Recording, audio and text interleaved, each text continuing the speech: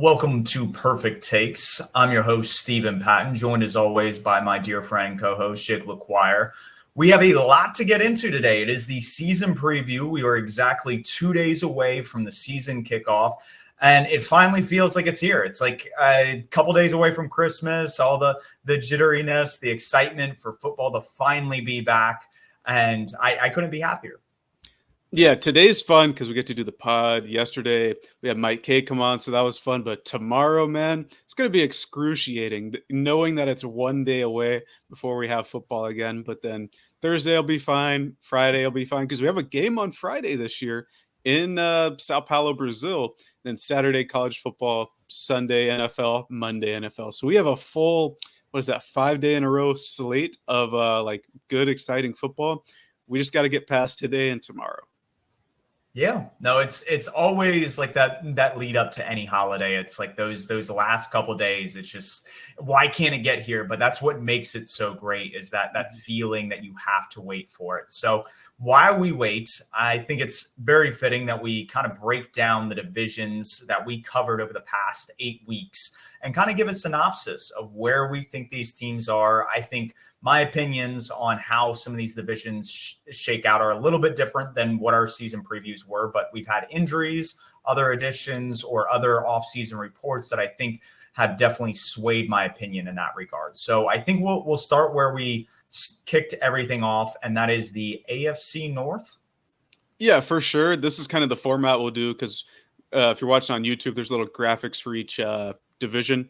We'll have my record on the left, Steve's on the right, and then team MVP, like who's going to be the real difference maker for ceilings versus floors, kind of the stuff we talked about during those division breakdowns. Then a breakout player, somebody that maybe people don't know about. Maybe they're just right on the cusp of being a star player. Another person that's going to be super impactful for that team. And like you said, I believe we started with the AFC East this year, but North comes before East on the compass. You know, it's like North, South, East, West, Northeast, Southwest, however you want to do it. So we got to start with the AFC North. And as you can see, I have the Bengals winning the division, 13-4. I think Steve has the Ravens. We kind of flip-flop there. I believe when we went over the division, I had the Bengals. I think we both had the Bengals winning. But like you said, that was 2 months ago now. So a whole plethora of new information has come in. And as we go game by game using the NFL Playoff Predictor app, sometimes it falls in a way you didn't predict it to happen. So like I said, I have the Bengals 13-4, the number 2 seed in the AFC, the Ravens at 12-5, the Browns at 11-6, and bringing up the rear, this is a sad, sad day in the Mike Tomlin lineage. They finally fall below 500 for the first time under his tutelage as head coach. That's kind of how I see the division playing out. That's kind of crazy. I mean, Mike Tomlin has one of the longest tenures currently in the NFL with one team, and you have him finally doing something that's never happened before. And I think that's very shocking because, yes, why they lost a few pieces on offense in terms of Deontay Johnson, and I don't know if Allen Robinson is still there, but their wide receiver room is really banged up. On defense, I feel like everybody's healthy. The offensive line is bolstered, and it's going to be a very run-heavy approach underneath Arthur Smith. So I'm a little bit higher on the Steelers. I have them at 11-6, finishing as the 6th seed. The team right behind them I actually have are the Bengals, and I have them grabbing the 7th seed. And then the Ravens, I have securing the number 2 seed that you have the Bengals grabbing. And you're absolutely right. When we first broke this division down, I had the Bengals winning the division. But the more I looked into it, the more I was listening to other podcasts kind of break down the AFC North. This was a defense that gave up one of the highest explosive play rates in the NFL last year. And I don't know if adding Geno Stone, Von Bell, some of those pieces are going to be enough of a difference for the Bengals. And with some of the Jamar Chase drama going on right now, you wonder if they're going to be firing on all cylinders on offense. And this isn't a division you can slip in. It's not like you can kind of slowly get your way out of the gate. You have to be out in front the whole time. And even years when we've seen the Bengals make division runs and make playoff runs, the Ravens, for the majority of the season when Lamar Jackson was healthy those years, we're still leading the division. So I think as long as Lamar Jackson is healthy, they're going to be cooking in year 2 of the Todd Monken offense. I think Zay Flowers is going to be the breakout player, kind of supplanting himself as a true wide receiver 1 in Baltimore. And I think it really comes down to Roquan Smith anchoring that defense with the departure of not only Mike McDonald, but several assistant coaches that were on that defense last year. Yeah, for sure. I think both of the teams, Bengals and Ravens, will be competitive for that division crown throughout the season, really. Like you talked about, Roquan Smith is super important because they lose the defensive coaching infrastructure. Zay Flowers should be a number 1 receiver this year. He was pretty good as a rookie last year. He just had some warts in his game, like a few drops, a few bonehead plays down the stretch, but I think he'll really come into his own this year. For the Bengals, for me, the big thing is Joe Burrow being healthy, right? We saw how effective the offense is when he's out there. One of the best, if not the best, pre-snap QB in the game right now. He does a ton before the play. It's something I think that has been devalued recently with the era of like big arms thrown across the field. One of the things that made Tom Brady, Peyton Manning so good is dissecting before the play, seeing who was blitzing, who's doing the protections. Joe Burrow's doing all that, and I think he doesn't get enough credit for that. And then for a breakout player, like you said, the receiving core is kind of up in the air. Jamar Chase, do we know what's happening here? He's in street clothes every day at practice. Tyler Boyd is gone now. T. Higgins is in a contract year. So a guy like Andre Yoshivas, I believe that's how you pronounce it, taking a big step in his second year, filling that wide receiver 3 role is going to be huge for him. Then we look at the other 2 teams like you talked about. You have the Steelers in the playoffs. I have the Browns. I think for the Browns, their MVP is pretty clearly Myles Garrett. He was the defensive player of the year last year and just a huge important piece for them on defense. And then for their breakout player, they really need somebody on offense outside of Amari Cooper. He's done all the heavy lifting the past couple of years. David Njoku came along quite well, I think, down the stretch last year, but they also went out and traded for Jerry Jeudy, the former first-round pick, and then subsequently gave him a pretty sizable contract relative to his NFL production. I think Jeudy is going to have to be the breakout player for that offense.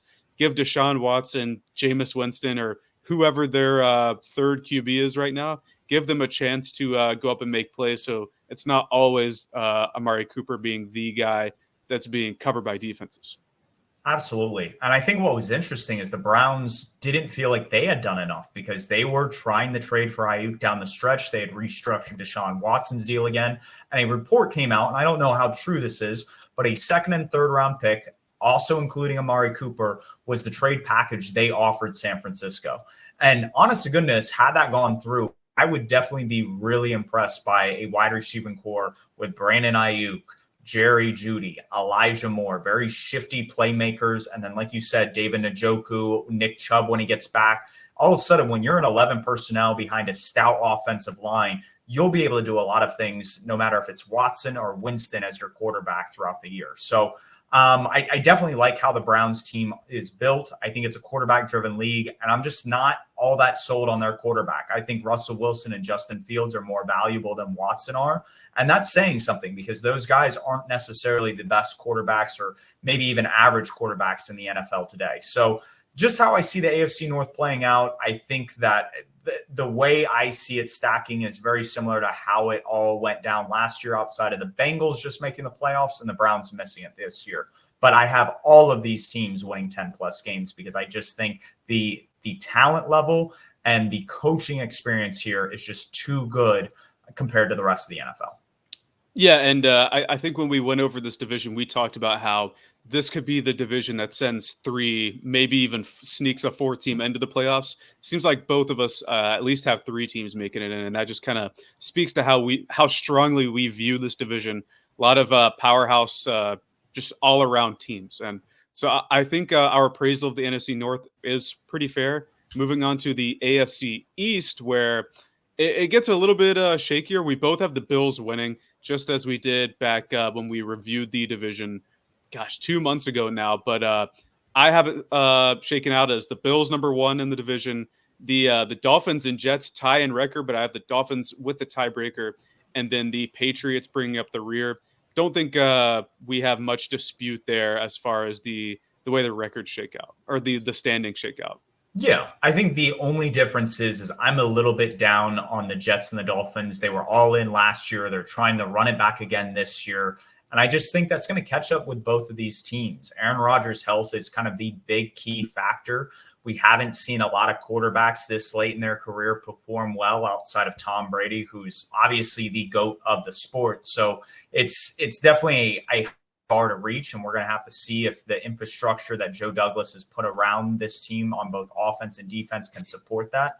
I think the breakout player, and I think it's interesting that he's here, but when you look at what he's done statistically over the past 2 years, he hasn't broken 1,000 yards yet. And I think he has a chance to go off for 1,500 yards this year, be a impact player, not only in the run game and the pass game. I just don't think that Aaron Rodgers is going to hold up, and some of these other players like Mike Williams or some of the linemen like Tyrone Smith are going to stay healthy, and that's going to impact you winning games in a very tough conference and a very competitive division still in the AFC East. So like you said, we both have the Bills winning. I think Dalton Kincaid takes a step in year 2 and really shows himself to be one of the number 1 targets for Josh Allen. And it's really just the Patriots bringing up the rear. And when we covered this division at the very beginning of the summer, I thought that they had a chance to kind of run the table and be that sneaky, exciting team in the AFC, not necessarily make a wild card appearance, but go from being a bottom 5 team to showing that they're middle of the pack. Unfortunately, when you lose Christian Barmore to the health issue, you trade Matt Judon, you don't have Drake May starting out of the gate, you fail to trade for a guy like Brandon Ayuk. I think the cards that could have fallen for him didn't fall into place. And so I really do see this as a year of them rebuilding, figuring out what works, what doesn't, and putting Drake May in the best position to succeed moving forward. Because there's some good wide receivers in this next year's draft class too, where having another top 5 pick can help you rebuild that roster that is devoid of talent. Yeah, I couldn't agree with you more. Both of us have them at 3-14 for the year, so we are not super high on the Patriots. I agree with everything you said there. They could have been like the feisty team, right? But they lose 2 of their most important pieces on defense, and Barmore and trading Judon away. Christian Gonzalez only played 4 games last year, so he may still be acclimating to the NFL once he comes back, even though he looked quite good in 2 of those games. But I think Ramondre Stevenson's going to get a lot of run for him this year. You know, not a great pass blocking O-line, and I think that's a reason why we're not seeing Drake May early. We saw what happened with Bryce last year, right? Beleaguered O-line with injuries in the middle, sacked 62 times, something like that. We don't need to throw Drake May into another similar situation with a poor receiving core, poor O-line, that kind of thing. So I think Ramondre is going to get a ton of run in the run game. Keon White on defense, a high draft pick from a couple years ago. I think that's going to really be a guy to break out, take a lot of the snaps that Barmore and Judon would have gotten, because he's kind of a hybrid edge player. Like, he can play outside and even fronts, kick in and odd fronts. So I think he's going to get a lot of run there. I agree with what you said about the Bills. They go the way Josh Allen goes. He's the engine of that offense and the team as a whole. So certainly he's the MVP there. I think Dalton Kincaid will take the leap. And then the Dolphins, the team we haven't talked about, I actually have them kind of sneaking into that 7th wild card spot. What they've been doing the past couple years, like contending for the division down the stretch, but falling a bit short. Their schedule after Thanksgiving is not very promising. A lot of their tough games are after that Thanksgiving period there. So they're going to be up against it. But I think Teron Armstead is a huge, huge piece for them this year. I don't know if he's all pro level anymore, certainly Pro Bowl level when he's on the field, their left tackle. When he's not there, stuff changes. They already try to hide the offensive line, but when they lose their one good piece, now that Robert Hunt's not there, it's going to change even more. Tua's going to have to be even faster. The skill players are going to have to click even more, and there's just a much larger room for error when that happens. So him being on the field and playing at a high level is paramount for the Dolphins this season. No, it is. And it seems like Shanahan offenses, it's like they can do without some of the other pieces on the offensive line, but they need their stalwart left tackle. You see it in Trent Williams in San Francisco. You see it with Teron Armstead here in Miami. And I think what's interesting to note here is that they also have several key contributors on like the pub and IR list right now that are designated the returns. So a guy like Bradley Chubb, a guy like Odell Beckham, people that have the ability to contribute just like last year when we saw Jalen Ramsey coming back from injury. But because they're so thin right now, and because a lot of these guys are already injury prone on the roster, my issue is that you're going to have these guys kind of play well out of the gate, get your reinforcements, but then you're going to have injuries down the stretch. And like you said, after their bye week, after Thanksgiving, heading into that home stretch, it is a rough, unforgiving schedule. And I think that's just kind of the difference between them getting in and them just kind of falling short. And so I think this is the first losing season they'll have in almost half a decade, because between Brian Flores and now Mike McDaniel, they've been able to stay above that 500 threshold. I just don't see it this year based on how much they have invested over the past couple of years to try to be all in. Yeah, the AFC is competitive for sure. Between both of us now, I myself, I believe, have 5 playoff teams. You have 4, so really competitive conference that teams are going to have to go through. And teams like the Jets, Dolphins that might be on the fringe might be the unlucky recipients of falling outside the bubble. That kind of takes us to the AFC West, where we both agree they have the one team that's getting in. It's the Chiefs. Both of us have them at 13-4, the number 1 seed. As long as they have Mahomes and Andy Reid, they're fine. So we don't have to talk a ton about them, but it's the other 3 teams. And especially when we did this division, we had them all jumbled up from 2 to 4. I think both of us had different orders there. That's the Chargers, the Broncos, and the Raiders. They're kind of hovering around similar records for both of us, like comparatively within 2 or 3 games. I have it stacking out as Raiders, Broncos, Chargers, where you have the Chargers, Broncos, Raiders. Yep. And I think that's kind of how I saw it when we broke down the AFC West in terms of talent. I think I might have had the Broncos over the Chargers just because I like the established coaching staff. There were several pieces on both sides of the ball that had me intrigued. But what has me coming back to the Chargers kind of taking that second spot in the division, and a very weak division outside of the Kansas City Chiefs, is how the Chargers offensive line is built. You draft a guy like Joe Alt. You bring in some hard-nosed players from the Ravens organization through free agency. And I think that mentality of we're going to punch you in your mouth is very reminiscent of how the Lions played ball a couple of years ago when Dan Campbell came to town. And I think that approach and wanting to play bully ball is going to open it up to where Herbert is going to be better protected when he's trying to throw downfield. And it's going to give him that pretty much throwing lanes that weren't there last year because of how they marry the run and the pass. And I trust Greg Roman to do that really well, as he's shown not only in Baltimore previously, but also San Francisco with his time with Jim Harbaugh there. So with all that being said, I think the Chargers do have a floor because of that offensive line. The defense still needs a lot of work. The wide receivers are going to have to add to next year. But I think with Justin Herbert at the helm, Jim Harbaugh kind of establishing a culture in Los Angeles, there is a little bit more to be hopeful for compared to the Broncos and the Raiders. I think that's super fair. And you brought it up too. What keeps me up at night about them is, number one, Herbert has to throw to people. And that group of receivers is less than stellar, I would say. I'm not sure if Ladd McConkey, their second-round draft pick, Josh Palmer, or Quentin Johnston, famous first-round bust as coined by one Stephen Patton. I don't know which one of those guys is receiver 1 for them.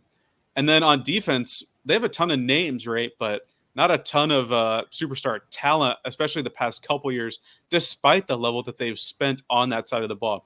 Khalil Mack had a bit of a renaissance throughout certain periods of last season. I think he had a 6-sack game against the Raiders. Yeah, his old team. Yeah, it was just he was beaten up on, like, it was a revenge game, which, I mean, that's great. You play the Raiders twice a year, so if you could get 2 stellar games from Mack then, that's great. But on a week-to-week basis, I get what you're talking about. For sure, and I think that's why you put Tuli Tuipulotu as the breakout player there. He had good stretches last season, and if he can stay on the field, Khalil Mack can stay on the field, and Joey Bosa. I know it's a tall order because those two guys are the last two are older and injury prone, but if they can stay on the field, I think that goes a long way for the defense. For me, the other 2 teams are the more intriguing ones, like the order they end up. The Broncos, right? You said it. They had the established coach in Sean Payton, who still proved he could get it done last year. Even with a really bad quarterback in Russell Wilson, he was certainly better than he was when Nathaniel Hackett was calling plays. So we know he has some of the juice there. But Patrick Surtain is the true MVP of this team, right? Yep. The number 1, number 2 corner in the league, depending on who you talk to. We both think he's number 1. He's going to be a big reason about why that defense can stay in games, be competitive. He shuts down a third of the field. Like he blankets, true Richard Sherman fashion for him. And then I think for breakout, you got to look at some of their younger defensive line, second level guys. You put Baron Browning down here. I think that's really good. He's a really good player, but has had spurts where he's off the field. I think if one of those guys can stay on the field and be consistent, that front actually has a chance. And you have other edge rushers like Jonathan Cooper and Jonah Ellis that are on the roster that if they're able to make a jump this year, that's huge. And that's really, I think, the determining factor of where this defense is going to go is you have to be able to get after the quarterback. Surtain and this secondary is only going to be able to cover for so long. And what's great about having a guy like Surtain is he takes away a third of the field. It allows you to rotate coverage to other sides of the field and kind of muddy the water for the quarterback because of just how talented that player is. So I'm excited to see kind of how the defense comes together for Denver. What's more alarming to me is that they have 3 quarterbacks. And I mean, the old adage was if you have 2 quarterbacks, you don't have any quarterbacks. And in this case, they're going to kind of rotate probably between Bo Nix, Zach Wilson, and Jared Stidham throughout the entire year, because I don't think, even though Bo Nix is starting the year, he's going to be the answer, and they're going to find that out sooner rather than later. And I think part of that just has to do with the fact that they don't have a lot of playmakers on the perimeter. You have a guy like Cortland Sutton, but then after that, you have Marvin Mims. You have the wide receiver out of Oregon that I'm blanking out on that Bo Nix Troy played Franklin. With. Yeah, that has a hands issue like Quentin Johnson. So we'll call him Quentin Johnson Jr. in the same division. But it's those concerns that have me a little bit worried. And then the Raiders, they don't have a quarterback either. And so, again, this is a quarterback-driven league. It's why I have the Browns missing the playoffs. It's why I have these 2 teams as kind of the bottom dwellers in the AFC West, is that if you don't have the guy in that position, it's very hard for me to see the upside of you hitting that right tail outcome. And yeah, that's certainly super fair. I'll say for the Raiders, their defense was really exciting down the stretch last season. They retained the coach who brought that group together, and Antonio Pierce. And I think the biggest factor for that team has got to be Max Crosby, right? He's the Iron Man of the NFL. He plays like every snap, which is kind of crazy as a defensive lineman. Generally, those guys rotate out quite a bit. I think the thing we need to look for the Raiders is the 2 tight ends that they've drafted early the past couple of years. Michael Mayer out of Notre Dame, who was like the 35th pick or something a couple years ago, and Brock Bowers, who they drafted in the first round this year. They're going to be the true 12 personnel team, I think, with those 2 guys and Devontae Adams on the outside while he's still there. You know, there's been trade rumors about him. He has not been shy of voicing his distaste of bad quarterback play, especially with Garoppolo last year. You just got to find some of the NFL film clips with him. It's crazy. But I think with those 2 young tight ends, they can really make something work on the offense there. And that's going to take us, and both of us only have 1 playoff team in this division. It's the Chiefs. That's going to take us to the last division. Well, before we move on, I do want to say, because I get skipping over the Chiefs. They're 2-time Super Bowl winning champions. We were both on kind of the boat that they might be a little bit on the downturn last year because of all the turnover on offense. But for me, I think it's on the up and up. You add Hollywood Brown, you have Rashee Rice not getting suspended, you draft Xavier Worthy. On the defense, you do lose guys like Willie Gay and L'Jarius Sneed. But if you can still maintain a top 10, top 15 defense, I feel like this offense is going to go back to what we remember seeing with Mahomes early in his career, where he's just throwing bombs deep down the field to guys like Tyreek Hill, Mecole Hardman. And I think that aspect of the offense is going to get reopened this year. And that's scary to think about from a defensive standpoint. Yeah. I don't want to skip over the consecutive Super Bowl winning Kansas City Chiefs or anything, but they've had their time in the sun. You know, I'm kind of sick of talking about them, preying on their downfall, if you will. But once we get to playoffs, they're going to be good again. So we're going to go to the AFC South now, and we both have the Texans making the playoffs, and both winning the division rather. And then for me from there, it's Texans, Jags, Colts, Titans, and for you, I think it's the same. Yeah. No, if you had Jags, Colts, Titans, that's exactly how I have it playing out. I think the only difference is those just listed all have less win than I have them, or a couple wins depending on who you see. I think I have the Texans and the Jaguars winning 2 more games than you have them winning. And I think the Titans and the Colts winning 1 more game than you have them winning. And it's just how the simulator plays out, how we're trying to play each week out with just knowing the current roster. When we're in mid-season form and we see some of the injuries and we see the matchups, obviously it'll become more apparent. The big thing that stands out is I think we have the Texans winning the division. I think the Texans added a lot this offseason. They're building off a great foundation last year, and it's really going to be led by C.J. Stroud. This is the difference maker on offense. He's the guy that's going to be able to distribute the ball. He's got a great arm, has shown the accuracy and the ability to make plays downfield, and he has the weapons around him, and Nico Collins, Tank Dell, Stephon Diggs, Dalton Schultz. The list goes on of playmakers around him. Offensive line's healthy. They add more guys on defense. I think Derek Stingley, he was top 10 in interceptions last year. And I know I'm jumping a little bit ahead. I think he'll lead the league in interceptions again, lead it this year, and kind of be that breakout player and lockdown corner for that defense.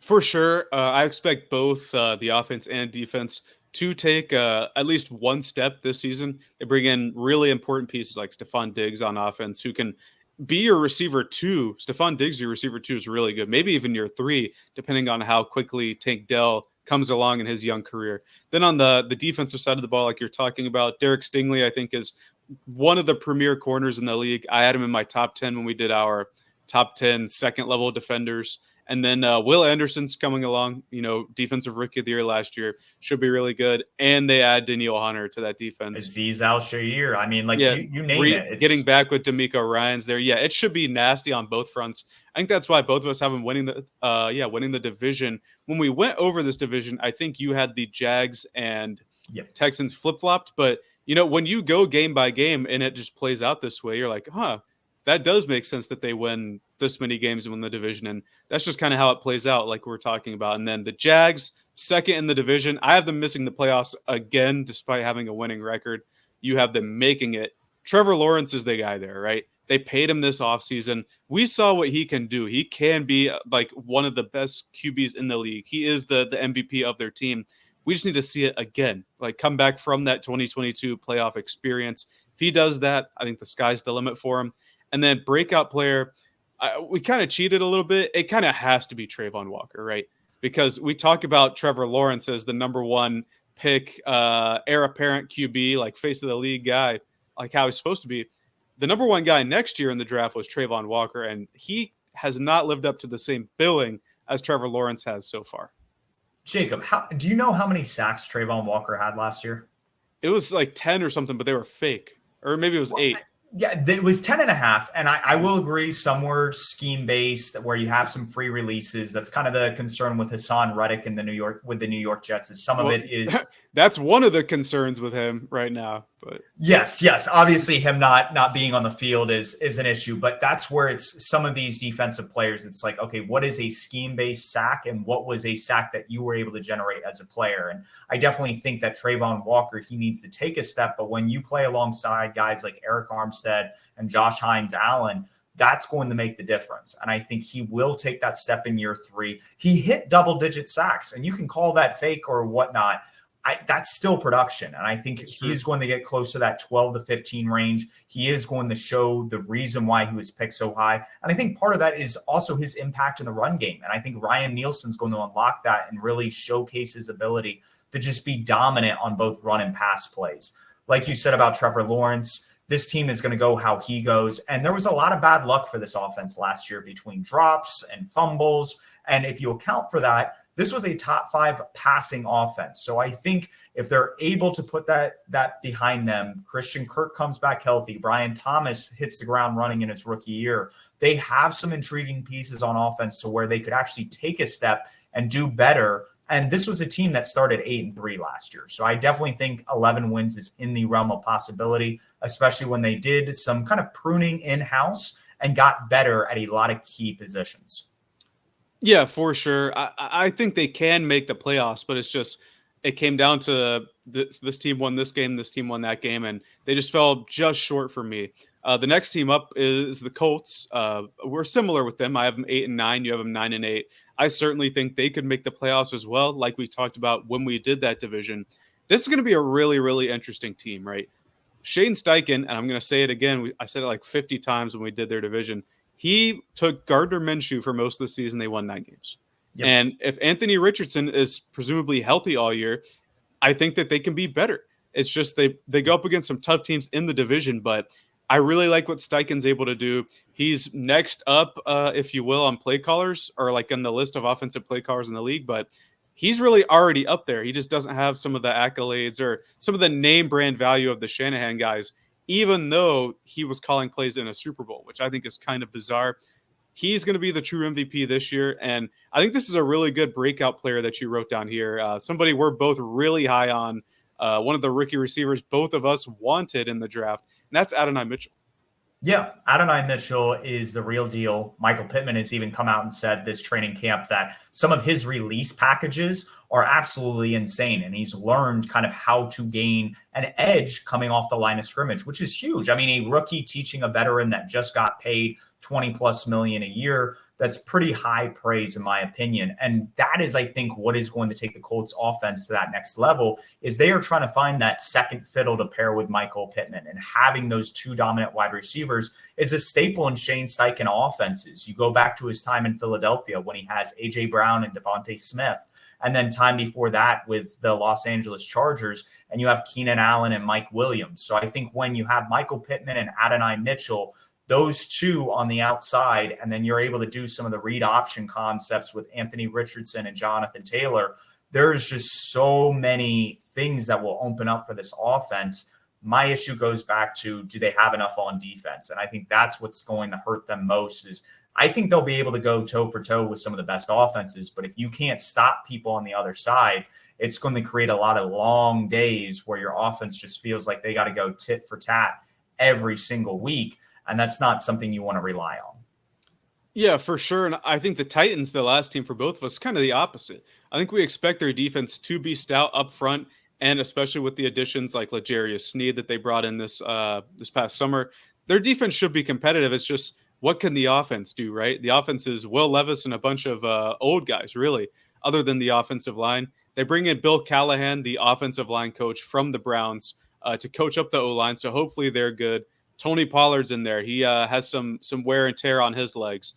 They have DeAndre Hopkins, who they added last offseason. He's getting up there. Calvin Ridley was not himself last year. He's getting up there as well. We forget that he's in his 30s because he missed almost 2 years of time on the field, but he's up there. Tyler Boyd is up there as well. This is not a young man's offense, but they've surrounded Will Levis with playmakers, making him a prime candidate for a breakout. It's all up to him now. I think he has what he needs, and if he doesn't take the step and show he can be a franchise QB in the NFL, it's on him. Yeah, this is a great example of a team putting all the pieces around a quarterback on a rookie contract and seeing what they have, evaluating the playmaker, because I think a lot has been said about other quarterbacks taken with high draft capital and them not surrounding him with talent, and then it being this whole nightmare situation of is the quarterback bad or is just the structure around the quarterback bad? And not being able to know how to parse that out creates so many issues, to where you have Daniel Jones paid at $40 million a year. And it doesn't make any sense. But again, it goes back to that whole issue of, can you evaluate the player? And I think in this case, when you bring in an offensive minded head coach and you add all the pieces you do on offense, you have no excuse from that quarterback position in essence. But I do want to go to the defensive side, because I think that's where the team MVP is. You have Jeffrey Simmons, who is an absolute stud. This is one of the best interior defensive linemen. And if you remember, we just talked about a Texas guy with the last team in Adonai Mitchell. If you go to the opposite side of the ball, Devondre Sweat was a space eater that opened up a lot for Byron Murphy.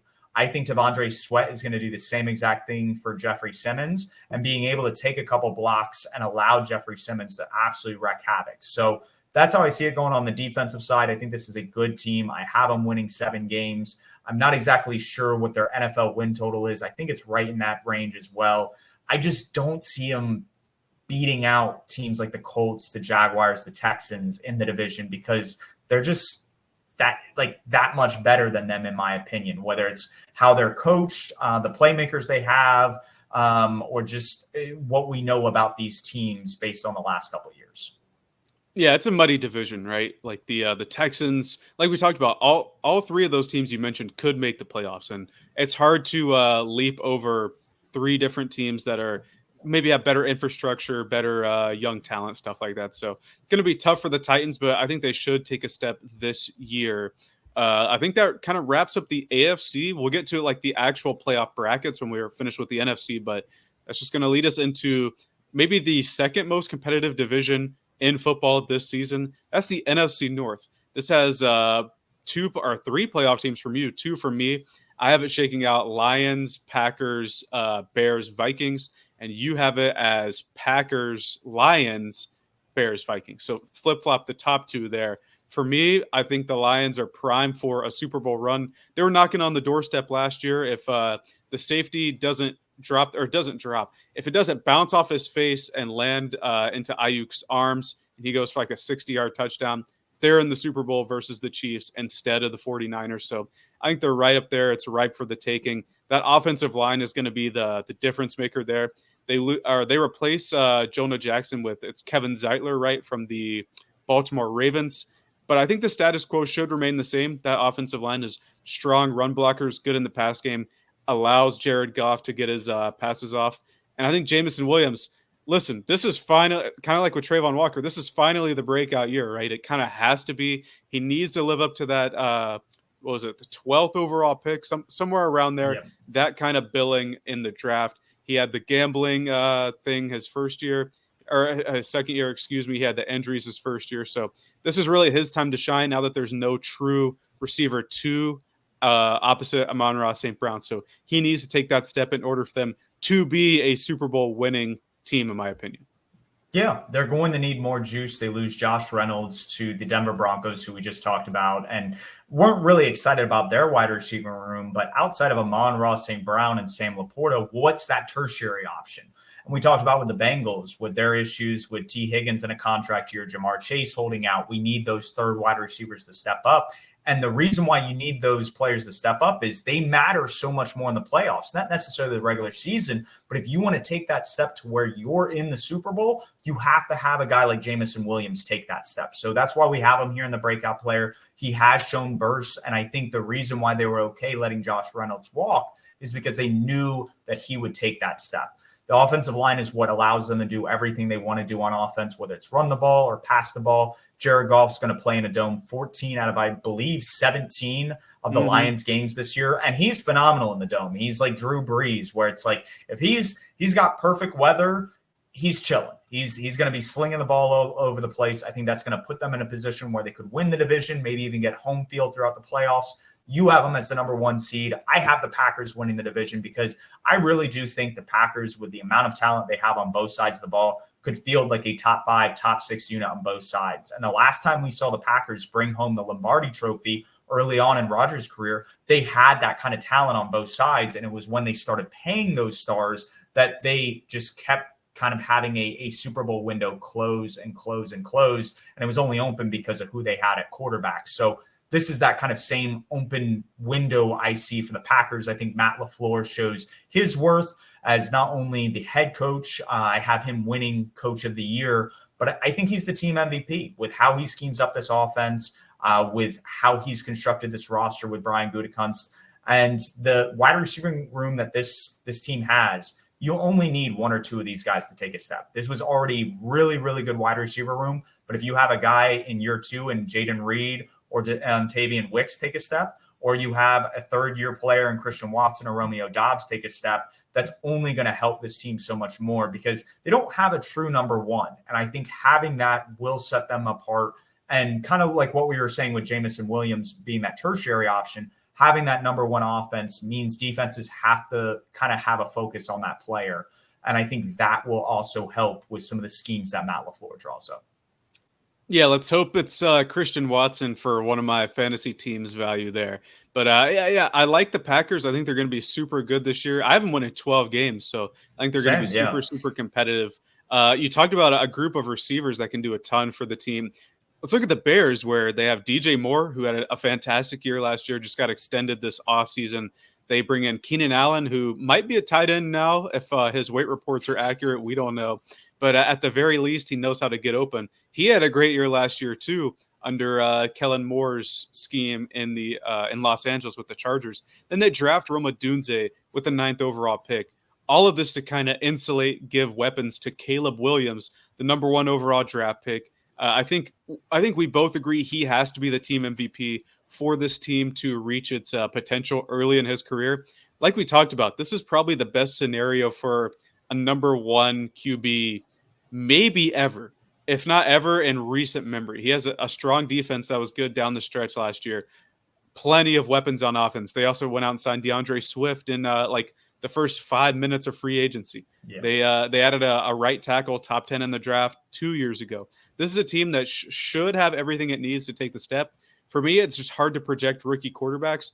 We don't see a ton of CJ Strouds very often. It was like Stroud, Baker had a really good rookie year. And then before that, you got to go back to Herbert, RG3, Cam. It's not every year that we get a standout guy like that. And that's why I have them missing the playoffs. You, however, have them taking that step and sneaking into that last wild card spot. I mean, this was a team that was starting to put it together last year with Justin Fields at quarterback. And down the stretch, they were one of the best defenses after they traded for Montez Sweat. This is a team that drafted Austin Booker, a very underrated edge prospect, and he's showed his worth every much in terms of their trade up throughout the preseason. I understand it's only preseason action, but when you're able to generate that kind of pressure and get after the quarterback, that's what you want to see on game days. Their linebacking core, they had rebuilt last offseason. Their secondary, they add Kevin Byard. They pay Jalen Johnson.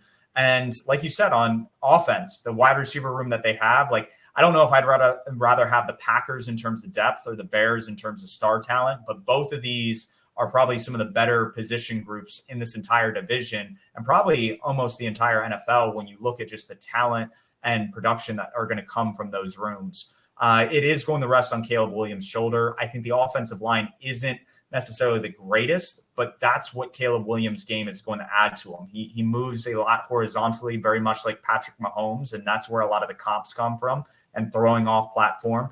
And I think if he buys himself enough time, guys are going to be open downfield. So I think sacks could be an issue at some point of the season, but with just how good this defense is and the playmakers on offense, it's hard for me to see them falling below 7-8 wins. I really do think that's a floor. I think they can really hit that 9-10 win mark if things go their way. For sure. And then that brings up the Vikings, who I think if JJ McCarthy were healthy, we would probably be a bit higher on them. I have them 5-12. You have them 4-13. The MVP is clear. It's Justin Jefferson. This has been the theme of the teams in this division, right? Super, super strong receiver cores or receiving options with teams. Like the Lions have Laporta and St. Brown. Here we have Justin Jefferson. Jordan Addison had a really good rookie year. TJ Hawkinson, when he's on the field, is really good. But Jefferson's the engine that drives that offense. He's going to have another monster year if a Sam Darnold-led offense is going to succeed in today's NFL. I think the more intriguing thing here, though, is the breakout player. That's Dallas Turner. I think he's going to feast in Brian Flores' scheme as an edge rusher. He should have a lot of one-on-one looks with blitz looks and things like that. Hopefully he's every bit the player that they traded up for, because you got to remember they traded up twice in this draft. Once, they traded up before the draft to get another number 1 pick. Then they swap with, I believe it was the Jets, right, to take McCarthy at 10.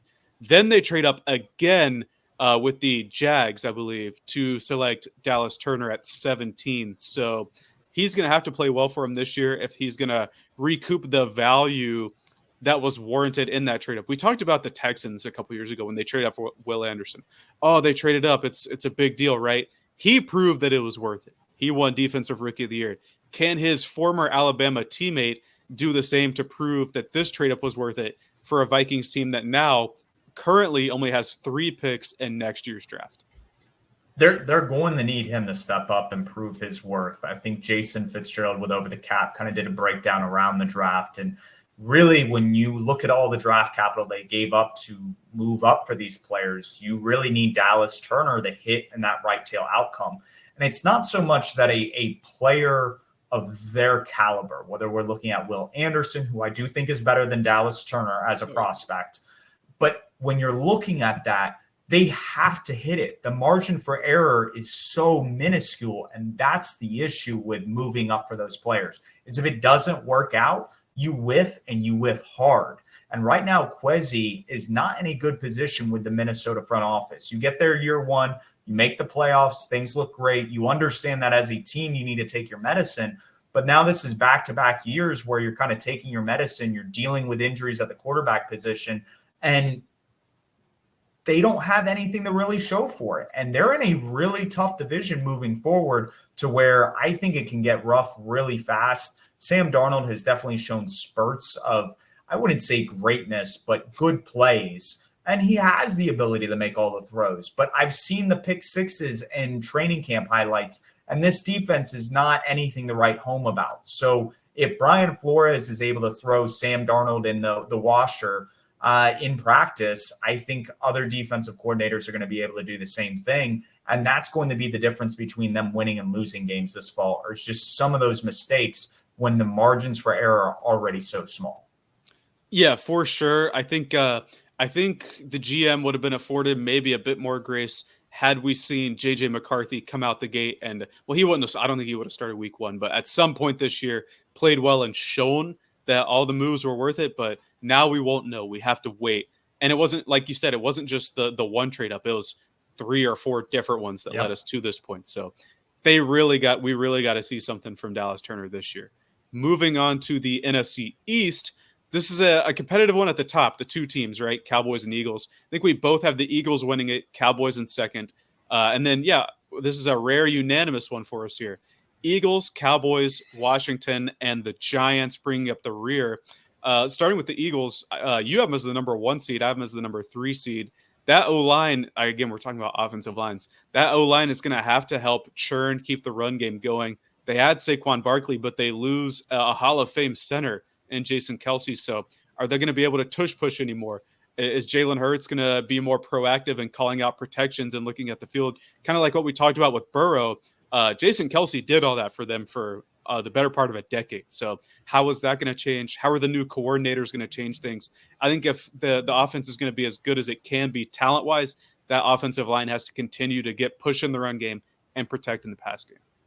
I mean, the offensive line outside of the center position, I think, are all phenomenal. These are all Pro Bowl caliber players, and it's more just depth concerns. This is a team that is an injury or two removed from having no-name guys playing very key roles in this offense. But when you look at the perimeter and you have guys like A.J. Brown, Devontae Smith, you trade for a Jahan Dotson, you sign a Saquon Barkley, you still have a guy like Dallas Goedert. Like, that's insane from a skill position level. And it kind of gives off the 49ers vibe where it's like, okay, if you want to choose to take away this player on the field, we're just going to go to this player. And we're going to be able to spam it all day because you can't stop all 5 of the skill position guys. So while I think the tush push will be mitigated with the retirement of Jason Kelce, and we may not see it as successful as it has been the past couple of years, I think the other answers that they're going to have for different problems they'll face this year are just, it's too much when you look at just talent around the NFL.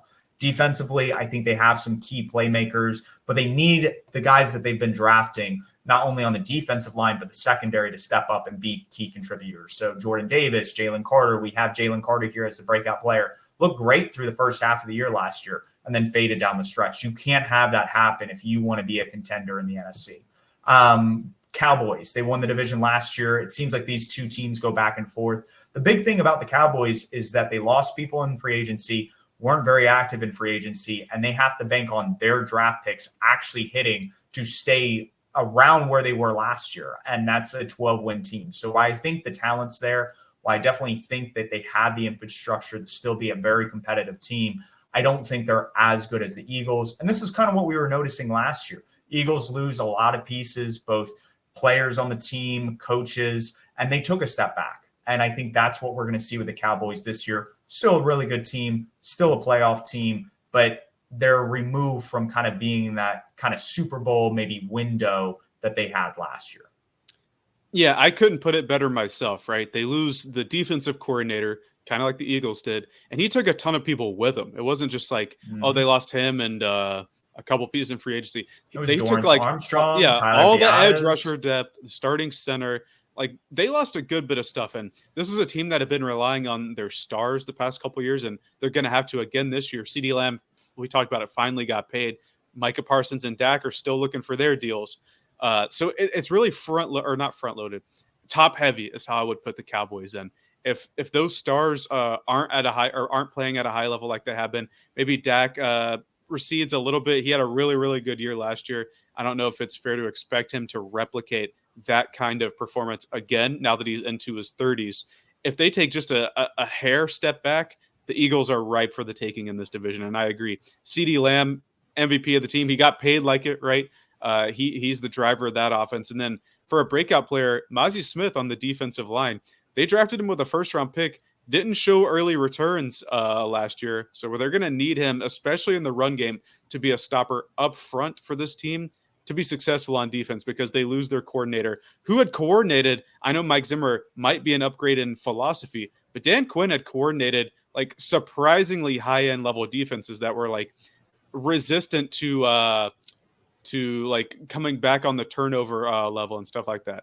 I can't think of the word. Been talking a ton on today's episode already, but I'm just going to They were very an opportunistic defense. Right. They were able resistant to regression in terms of the turnover department. They led the league in turnovers for 2 consecutive years, and even last year had a ton of turnovers. That's the point I was trying to get across there. But Washington, we talk about a good interior defensive line. They have it, right?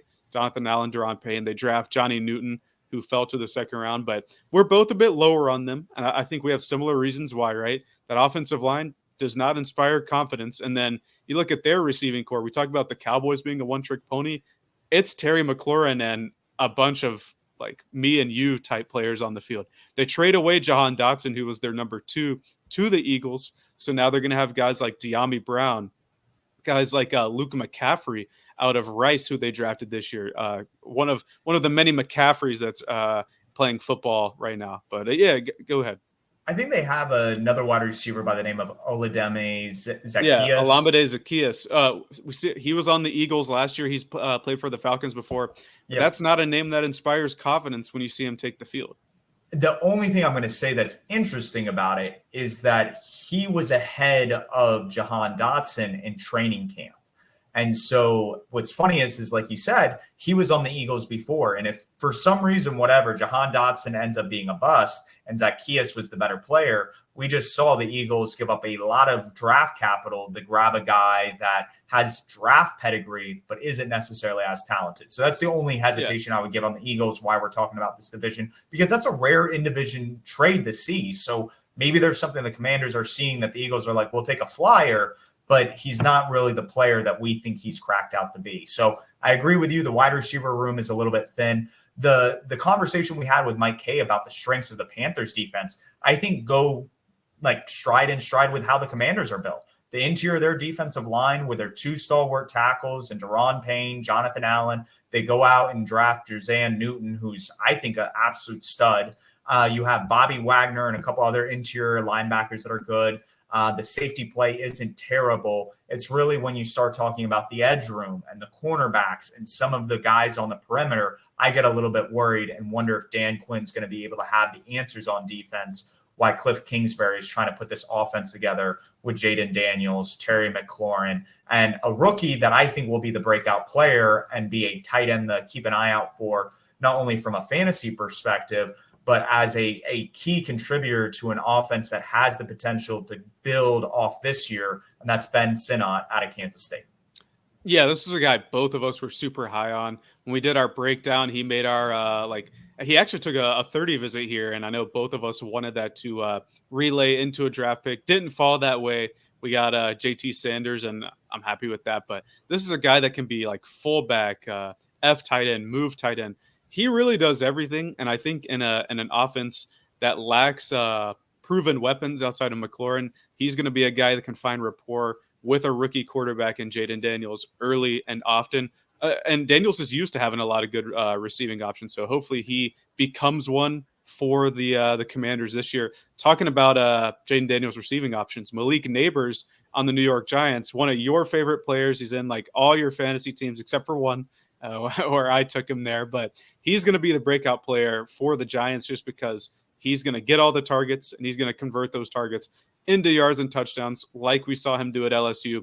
He's a truly special player, and I think if this offense is going to be above 32nd, he needs to be a force in the receiving game and even in all facets of the game, in the run game too. Just him being on the field, blocking a little bit. He's slight of frame, but he can block a little bit. Just going to be a compounding force for them.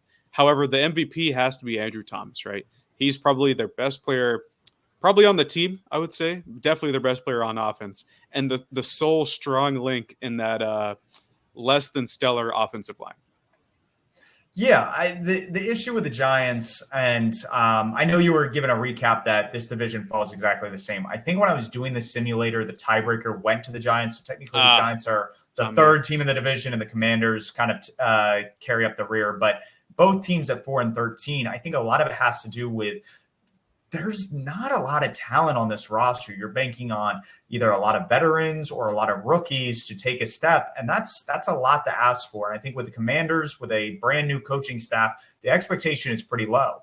But similar to the Vikings, when we were talking about them just a couple minutes ago, the Giants under Brian Daboll and Joe Shine, they make the playoffs in year one.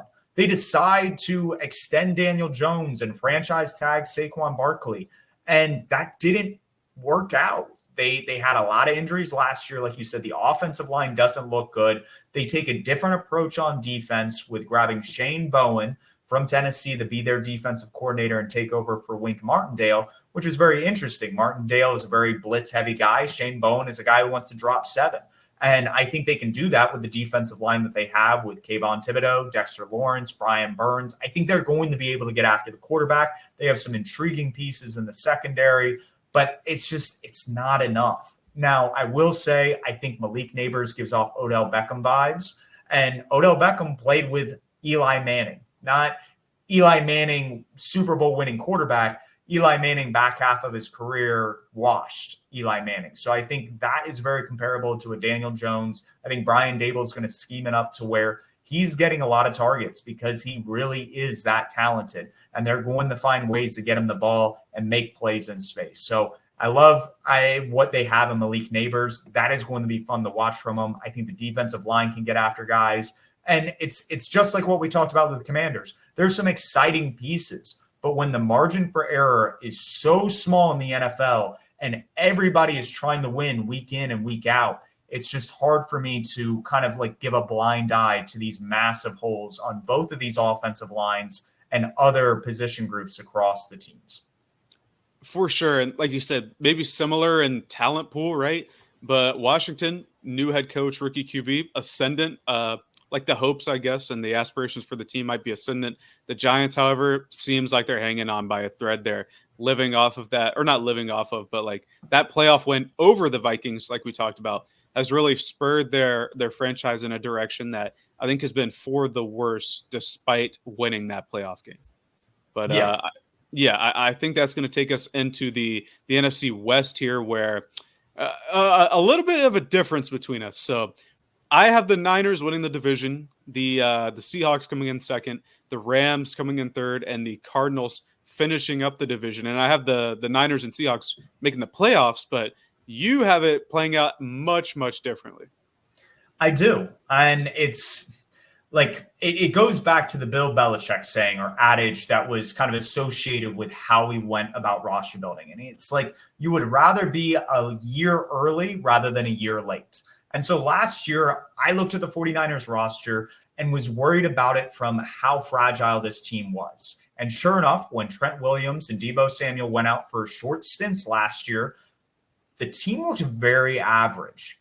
And when you look at the turmoil that the 49ers have had this offseason, when you look at how Kyle Shanahan rebounded after his previous Super Bowl loss, it was with the 4th best division record in the NFC West. It was with total implosion. And when you look at the energy of the players, some of the holdouts that's been going on, there is a lot of division on this team. It is not a unit. It is not a team that looks like they're having fun playing ball. And when you look at what's going on in Seattle under the new regime under Mike Macdonald, it's the exact opposite. The energy levels are completely different. the team believes that they have a true difference maker at quarterback in Geno Smith. And in bringing Ryan Grubb, who worked with a dynamic trio at Washington, you wonder if he's going to be able to get the same kind of output with guys like DK, Tyler Lockett, Jackson Smith, and Jigba. If their offensive line can stay healthy, they have George Fant as their backup right tackle, who is a huge upgrade over the backups that they had kind of rotating in and out with Abe Lucas out last year. So all those additions there, you had Mike McDonald on the defensive side, and maybe he turns Devin Witherspoon into his version of Kyle Hamilton on the West Coast. And that, to me, gets me really excited because, again, this was the 30th worst defense according to EPA last year. I think if the Seahawks can take a step this year and become an average defense and the offense can still perform at a top 10 level, they're going to steal the division and nobody's going to see it coming because they aren't factoring in regression from the 49ers based on how fragile their roster is currently constructed. I think that is a very fair argument, and I have the Seahawks making the playoffs too. I'm sneaking in as that 7th seed. But for me, regression from the 49ers, they were like a historic offense and almost every when everybody was on the field. Yes, when everyone was on the field. Important note, Trent Williams is back as of this morning. He's back. Ayuk's back and McCaffrey is practicing again. So if they regressed from – they weren't just number one. They were like number one by different tiers, like different deciles or whatever you want to divide by. If they can regress back to like – third on an offensive EPA, I think they'll still be super, super strong. Their top end talent just crushes everybody else's in the league. To me, the amount of like blue chip players they have, if you listen to the Athletic Football Show, they kind of break that down. And if everyone's able to coalesce and stay together like they have come together now, I just think that this team is very, very hard to stop. And with Trent Williams being back, we have him as the MVP of this team. He's like that strong, kind of like Andrew Thomas, that strong unit on a less than average offensive line. Otherwise, he's really a difference maker there. I think some of the receivers they've drafted, hopefully Ricky Pearsall is able to get healthy quickly again after he was shot in a hold up a couple of days ago. He's out of the hospital, so hopefully he'll be able to get back to football soon. But they also draft Jacob Cowing in I think the 5th round. This is a guy I was super high on at receiver. Hopefully he can contribute in an offense that suddenly has everybody back. So I think if they're able to keep the group together, like you said, they did lose 3 games last year from, Trent Williams and Debo, but it was only 3 games. McCaffrey played all year. We don't see that a ton from him, but it seems like he's pretty good there. Kittle, we don't see it a ton, then regression. That's all I'm saying. Kittle was healthy all year. And we've seen what Shanahan's able to do with other running backs as well, guys like Mostert, Jeff Wilson. So if McCaffrey misses a bit of time, I'm sure he could get guys like Jordan Mason, guys like Isaac Guerrero, a rookie you're really high on out of Louisville, to fill in that void until McCaffrey comes back that can take the offense to that next level. I don't worry about them a ton unless we get a big IR injury out of one of their star guys there. But other than that, I'm pretty high on them. The Seahawks, like you talked about, Mike McDonald is obviously going to change the culture there. He's the opposite of what Pete Carroll was literally in age. He was half of his age there. So I think the concepts he brings are going to be new and interesting. I think it's going to take a year, though, before they take that next step on defense. You got to think with the Ravens, it took a while for them to really gel until they traded for Roquan Smith. Then that next offseason, that's when it all came together and they became the second best defense. And backups they were on that first year with Mike McDonald, and they were still an above average defense. And I don't think that first year Mike McDonald defense in Baltimore had half the talent he has right now in Seattle, because that defensive line is pretty disgusting. I think Byron Murphy is going to destroy Bo Nix week 1 come Sunday. That's just my personal opinion, but that's where I think there's a lot more he has to work with. And that's why the energy and just disposition of the Seahawks locker room is a lot different compared to the other teams in the division. And speaking of which, I think the Cardinals, they're that up and coming team as well, that nobody is really like counting on them to be much of anything in a division with the Rams and the 49ers and even the Seahawks that we've been praising. But I think Kyler Murray, Marvin Harrison Jr., Trey McBride, Michael Wilson, and some of the other players that they have. We talk about the Raiders playing 12 personnel. I think the Cardinals are going to be the king of 12 personnel this year. And all they need is average or close to average production on defense. And I think they have a lot of replacement players that they were able to add this offseason. Is it great? No. Do they have some of their star players that they drafted with higher picks, like Darius Robinson this past year, and one of the Lujari? No, BJ. He's out for the year. BJ Yeah. Ojulari. Yeah, there we go. I was about to, and I did butcher his name, but it's those guys that they've drafted that are injured. He's out for the year. Brian Robinson's going to be at least out for not Brian Robinson, Darius Robinson. I think it's at least the first 4. I think he's on the short-term IR. Yeah. But it's one of those things that you don't get to see production from those guys. You can't evaluate them, and you still spend a lot on them. So it's unfortunate to see that. But when you still have Budda Baker, Sean Murphy-Bunting, you rebuilt that linebacker room last year when Jonathan Gannon came in. You hope that they can just hold while the offense kind of goes off, because I think this has the ability to be, like you said when we broke down this division, a top 12, top 10 offense in the NFL, because of who they have. And there's been a lot of high praise about Drew Petzing. He was very balanced across different run formations last year, and it's going to continue to bring that balance. He comes obviously from the Cleveland Browns, I think, school of thought, working underneath Kevin Stefanski. And Kevin Stefanski loves to run the ball. And I think that works really well with a mobile quarterback, and you can build a lot of cool passing concepts off those formations and run concepts. Yeah, so I'll preface this by saying I'm a big Kyler Murray believer. He's the MVP of this team. What he's able to do with his legs and with his arm, people forget that he has a really, really strong arm, baseball background. I think he's going to be a very strong piece for them this year. Trey McBride, who we have as the breakout player of the year, I think is a young ascending player. Wouldn't surprise me if he finishes like top 3 to 5 in yards from a tight end this year. I think he's going to be really good for him. All this to say, I don't think their offense, even if it is like 8th or 9th or 10th, is strong enough to pull up that defense to win more than like 7 or 8 games. I have them 7 to 10, you have them 9 and 8, so pretty similar range there. I just have big worries about that defense. Like you said, there are 2 young draft picks that are supposed to be difference makers on that defensive line. One's out for the year. One we aren't going to see for at least the first 4 games. Budda Baker's still there. I like Max Melton, the corner they drafted out of not TCU, Rutgers as well. I think he'll be a nice young piece there, but otherwise I'm not super high on that defense, and that's why I have them bring up the rear of the division. The other team that we have to talk about are the Los Angeles Rams, and we both were low on them last year, and man, they proved us wrong. Now they don't have Aaron Donald this year. Let me say that they don't have Aaron Donald. They don't. But they added. I think they added a lot of pieces on defense via the draft this year. They kind of went out and actually addressed it, especially on that defensive line. To where I think that will it replace his production? No player can replace Aaron Donald's production. But in the aggregate, they can get close to maybe average defensive line play, maybe like 20th or something like that, to where it'll be okay. But the true MVP of this team is McVay and Matthew Stafford. As long as they're scheming stuff up, I'm never going to doubt that offense. And there are some question marks with the offensive line health. I think they're moving like they've already readjusted their O-line configuration in this game week leading up to, I believe they play the Lions this week. Yeah. Sunday Night Football. That's going to be a game for the Lions. It'll be a game. But I have concerns with the offense, but as long as McVay, Stafford are healthy, we've seen what they can do. They didn't have Cooper Kupp for most of last year and took a 5th-round rookie in Puka Nacua, and, he just becomes an all-pro. So I'm not going to doubt the offense. The reason why Puka also fell was because of injury history. He's been dealing with some injuries again this offseason. Kyron Williams. He's good to go week 1, though.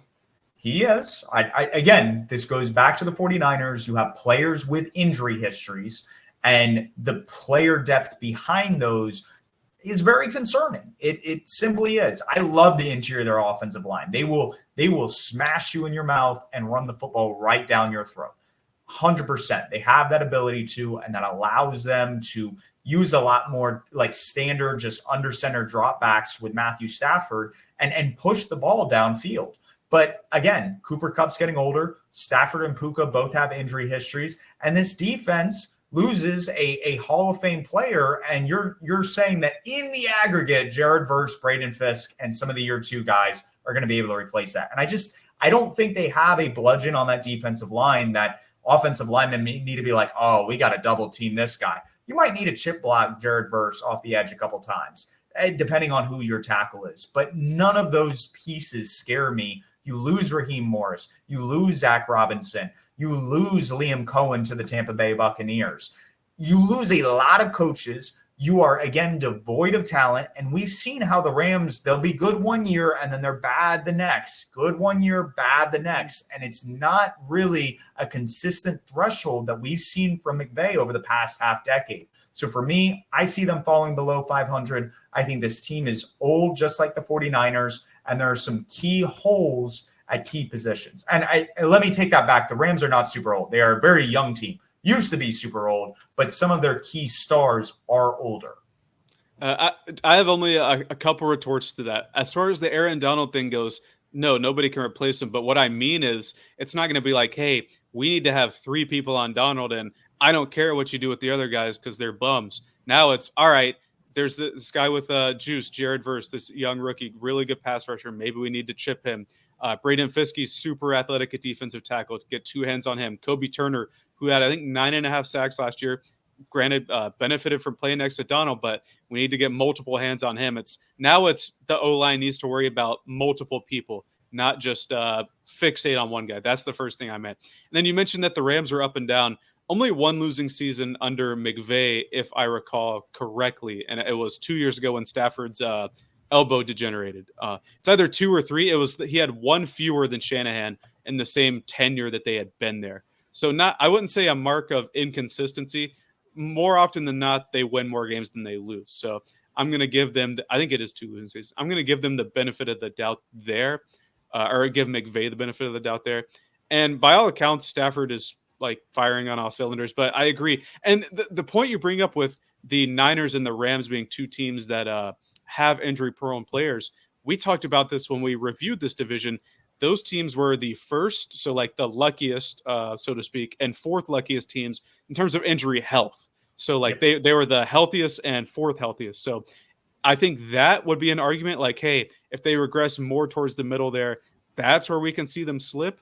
And at that point, yeah, I think it would be cause for concern. But I do think they have such high-end talent that they can mitigate that to an effect. But I think we've talked about this division a ton. Obviously competitive. Obviously competitive, right? I have 13-4, 9-8, 9-8, 7-10.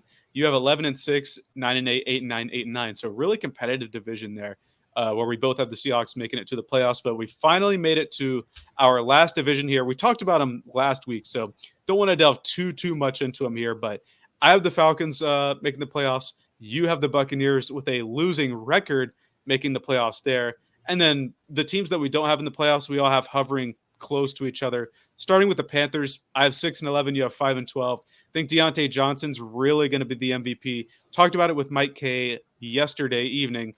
Johnson's going to open up a ton for that offense. He's going to get a ton of targets. Similar to how we talked about Malik Neighbors. Granted, Neighbors is more talented, but Johnson's been in the league longer. I think he's going to soak up targets there. And then as far as breakout player goes, Trevin Wallace has been everywhere this offseason, throughout training camp, throughout the preseason. He's going to play himself onto the field where we initially thought, hey, he might be Shaq's replacement next year when Shaq moves on or retires because his contract is up. But he's been too good to leave off the field. I think we're going to see a lot of Trevin Wallace early and often. Yeah, no, I agree with everything that you said. Deontay Johnson, he's going to be the difference maker on offense, giving Mingo, Thielen opportunities going up against the second, third best corner or cover person on the defense. So Trevin Wallace, he showed he's worth every bit of the 3rd round pick he was taken with. He is a younger player, but he is ascending and clearly has been shown to be a playmaker, not only in the run, but the pass game. Nose for the ball. He's going to be great. Moving on, Falcons. You have them winning the division. I have them below. No. Yep, I do have them below with the tiebreaker. I'm trying to remember how it all is shaped out. Looking at the boxes on our screen, I was trying to remember if the 5-12. So I have the Panthers going 5-12. I have the Falcons going 5-12. It's a lot of it's gonna ride on Kirk Cousins. But when we've seen teams that have new coaches, teams that have new quarterbacks, and then the combination of those two, very rarely does it work. The last good example to show is Nathaniel Hackett and Russell Wilson and that experiment out in Denver.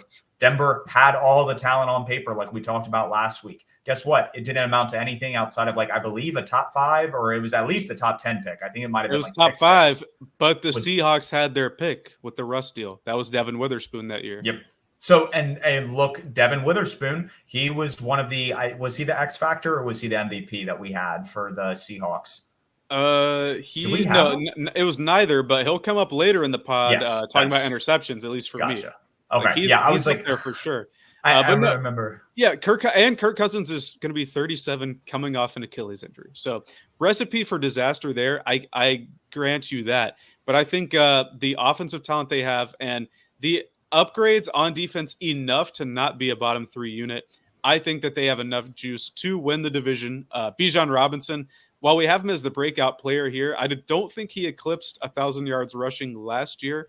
I know he had over 1,000 scrimmage because he was on my fantasy team, but he's really going to break out this year. I think we're both super high on him. He'll be among the echelon of probably top 3 to 5 running backs. I would imagine we agree upon that this year. But the Falcons, really different outcomes for us both, but I can see the upper and lower case like we talked about. The Buccaneers, so you have winning the division. I have at second in the division at 7-10. They're an interesting case, right? We talked about it. They brought the band back together. They re-signed Tristan Wirfs, who is the MVP of their team. Really strong left tackle there. He used to play right tackle, can do a lot there. Really key piece for that offense. But in bringing everybody back together, they didn't add a ton outside of the draft, and they're all a year older at important positions, right? Shaq Barrett's gone now. Levante David is another year older. He seems like he's been playing forever, like Bobby Wagner. Mike Evans is another year older now, and while the first 10 years of his career, he eclipses 1,000 yards. Can he do it again with Baker Mayfield, who suddenly doesn't have any of the offensive coaching staff that helped guide him to a good year for him last year? Yeah, and I think there's going to be a lot of the structure kind of kept together by Liam Cohen.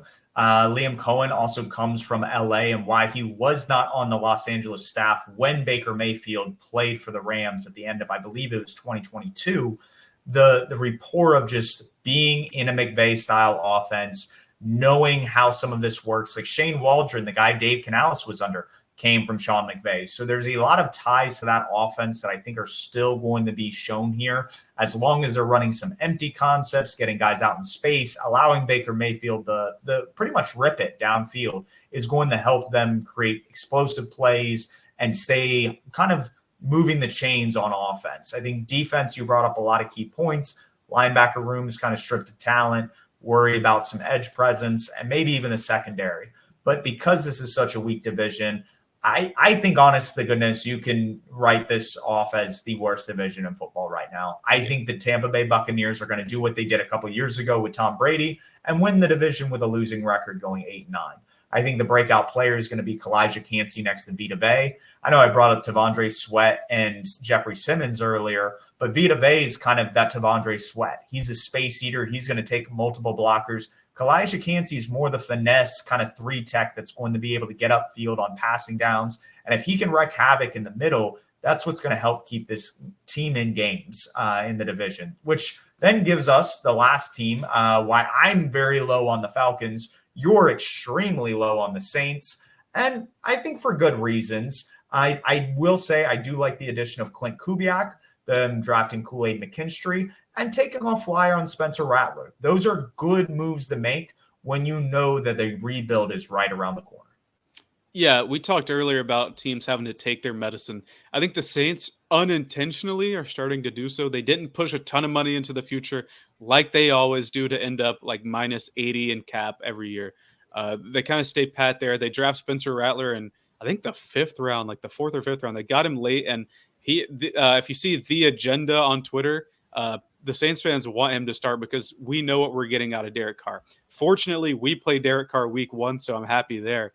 But if Rattler's the future, getting him in the 5th round is kind of a boon for them, kind of like how the Cowboys got Dak in the late 4th round, I believe. But I am low on the Saints. I don't like either of their trenches. Not a Derek Carr fan. Alvin Kamara is just getting up there in age.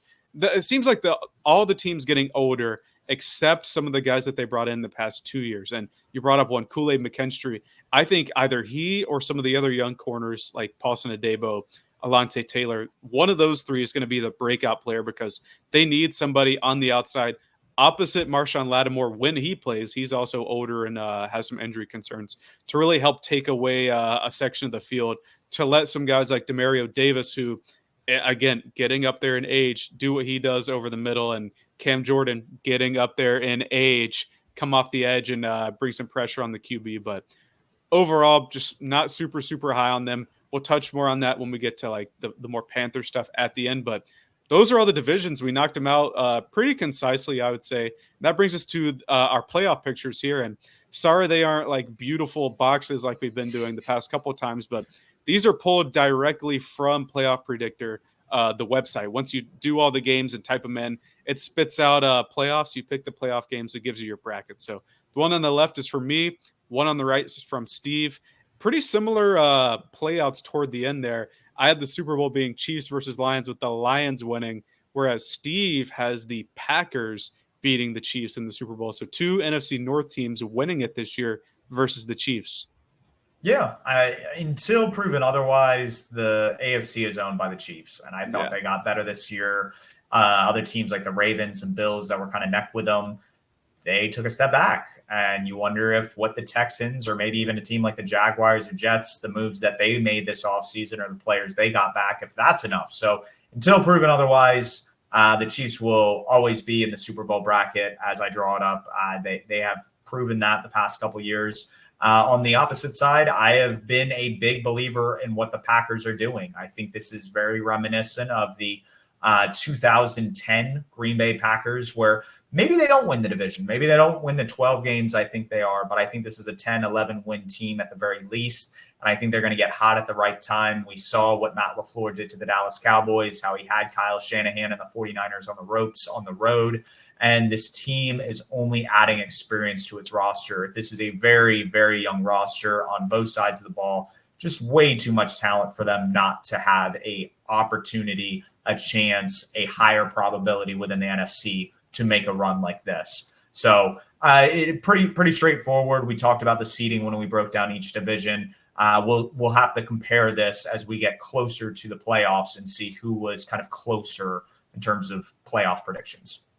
Yeah, I like in mind how we get a matchup, looks like divisional weekend, of the Lions and the Packers. Looks like the Lions would host the Packers in this scenario. That would be awesome for me. Or it'd be even cooler if somehow they met in the NFC Championship. Like that like the third game of those two meeting, or third time they met that year. I think that would be phenomenal. But I don't think it's likely. I think either the Packers or Lions, whichever one doesn't win the division, I think will be the 5th seed with the best record outside of the division winners. So not sure we'll see that. But now with your bracket, it's a little bit harder. But if I have the Lions and the Eagles playing in the divisional round, if the Lions beat the Eagles, they would play the Packers in that scenario. So I think that would be a great storyline. We both do see the NFC North being one of the better division in football in terms of top heavy talent. So these teams should definitely be in the running for best in the NFC. Yeah. And then the other note I would say is both of us have 3 AFC North teams on the AFC side of the bracket as well. Even though I'm the only one with one advancing to the championship game, I have the Bengals losing to the Chiefs again, because the Chiefs rarely seem to lose those. The only time they lose are to Tom Brady or to the Bengals in overtime. It was an overtime loss there. So, like you said, until proven otherwise, Chiefs are making it to the big game. But I think both of us think this is the year that an NFC team without Tom Brady dethrones them. Because when was the last time we saw 3 in a row, like a 3-peat Super Bowl? Has that ever happened? I think the Packers, right before the Super Bowl was created, they won like the prior championship and then won the first 2 Super Bowls. But I think that's it. There have been teams that have gone to 3+ Super Bowls in a row. I think if you look at the Vikings back in the 70s, obviously the Bills in the 90s. Now I want to say the Patriots did it in the 2010s, and the Chiefs have gone to 3 in a row, right? They just haven't won 3 in a row. Well, they went to 2 gap year with the Rams and Bengals, and then 2 again. So it was like 4 within 5 years. But that's right. Yeah. It's an impressive feat that they've made it there already. On a less happy note, I guess, or a happy note if you're a draft person, this is the top 10 draft order for both of us, and we have 9 of the same teams, which last year I think it was a bit more mixed up. For me, I have it going Chargers 1, and I like after doing the exercise or before doing, I was like, there's no way the Chargers are 1. But that's just how it fell for me. As Chargers, Saints, Patriots, Giants, Commanders, I think all teams in these top 10 could be vying for that number 1 spot. Then Denver Broncos, the Vikings, our Carolina Panthers at 8, the Las Vegas Raiders at 9, and then I had the Titans at 10. You did not have the Titans in your top 10, but every other team for you is in that top 10, just in some different order. Yeah, the only team I have are the Atlanta Falcons, who you have winning the NFC South, but I see them as being the worst team in the NFC South. I have 2 teams represented from the NFC East, 3 from the NFC South, 2 from the AFC West. 3 from the AFC West. So a lot of divisions that I think are just really bad, and that's going to show this year. The rest of the NFL has kind of beat them up on them. I think Peter Schrager had a couple of these AFC West teams making the playoffs in the AFC. I think it was obviously the Chiefs, but I think he had the Chargers and the Broncos sneaking in. And I was just like, who thinks that these teams have the ability to not only be competitive, but be in a position where they're going to take some of those wild card spots? I thought that was a little bit wild, and I may eat crow for saying this, but I just think that was a little bit outlandish to think those teams have the juice to compete with teams in the AFC North, the AFC South, and heck, even the AFC East. I think something important to note is both of us only have the Patriots as a similar team in the top 3. You have them with the number 1 pick. I think it's easy to see why, right? We talked about it. Their offensive line, not great. They lose some defensive stars this year. Drake May, we may not see him for quite some time, depending on how it plays out. He looked really good in the preseason, but you may want to protect him from himself at that point with that bad O-line, with those bad receivers. But you mentioned, I think before we recorded, or maybe when we were talking about the team, there's some decent receivers at the top of this draft. Both of those LSU tackles are pretty good. And if they want to go defense, I'm not sure if they would with all those holes on offense. There's some strong corners and edge rushers in this class, which I think could fit a lot of these teams in our top 10 there. But New England Patriots at 1 for you, Chargers at 1 for me. It should be interesting. Those are 2 teams that I would like to see. Actually, I don't want to see the Patriots be competitive ever again, but I would like to see the Chargers be competitive. But with that note, we've done the playoffs, we've done the draft, we've done all the divisions and the records. I think the only thing missing for us is awards. So we have MVPs and NVPs, so some good awards that we'll go over, and then some awards you don't want to win. I think that's pretty self-explanatory. And the first couple are a Rookie of the Year. We're the same there. Caleb Williams, right?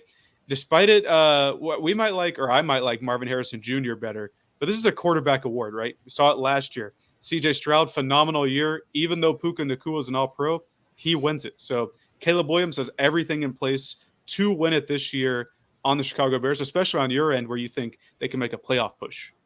Yeah, no, I think they're a fringe playoff team in the NFC. It's not nearly as stacked as the AFC. I think when we go to defensive rookie of the year, we're a little bit different, but we both have 2 defensive linemen. I think last year you had Will Anderson Jr., who did win it, and I had Jalen Carter. And Jalen Carter looked like he was kind of in the race for it for a little bit. And similarly, I'm going to go interior defensive lineman. You went edge this time again. I like Byron Murphy out in Seattle. I think what Mike McDonald did with simulated pressures, getting guys like Justin Matabuke and Jadeveon Clowney involved in the pass rush, I think he's going to feast within that scheme, and he's going to reap the benefits with winning the award.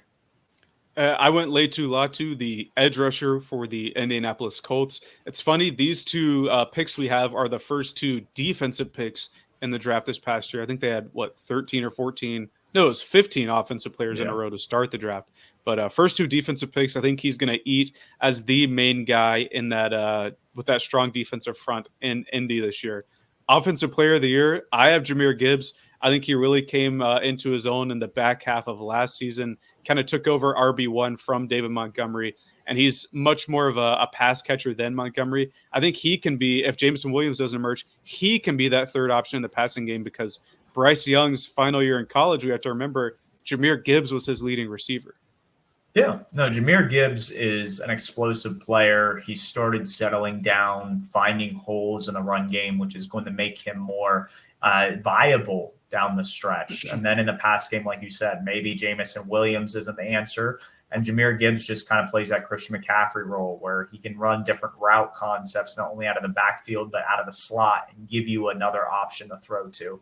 For me, I think it's going to be CeeDee Lamb. This guy was really close to a Triple Crown last year. He obviously, I believe, got beat out by Tyreek Hill for the Offensive Player of the Year, who also was voted the #1 player by NFL players and other execs. So that was a very cool kind of award for him. But I think CeeDee Lamb is going to continue taking steps because it was about halfway through last year. It was guys like Stephen A. Smith and other media content producers that were like, CeeDee's got to step up. This is your star #1. And then he ripped off a tremendous 8-game stretch leading into the playoffs. I think his chemistry with Dak, I think that they have another secondary receiver and Jake Ferguson. I think that is going to kind of be a two-headed monster in the passing game for Dak Prescott with Jalen Tolbert and Brandon Cooks kind of being those tertiary options. So that's how I see it playing out. Defensive Player of the Year. I think Will Anderson takes the step. We saw Luke Kuechly do this. He won Defensive Rookie of the Year in 2012, and then he won Defensive Player of the Year in 2013. I think Will Anderson continues that ascension when he's playing alongside guys like Daniil Hunter and Azeez Al-Shaair. I think he's going to be able to pin his ears back and just get after the quarterback. And he may put up 15 plus, maybe even 20 plus sacks. And if he hits that 20 plus sack mark, I think you can write Will Anderson in as the Defensive Player of the Year.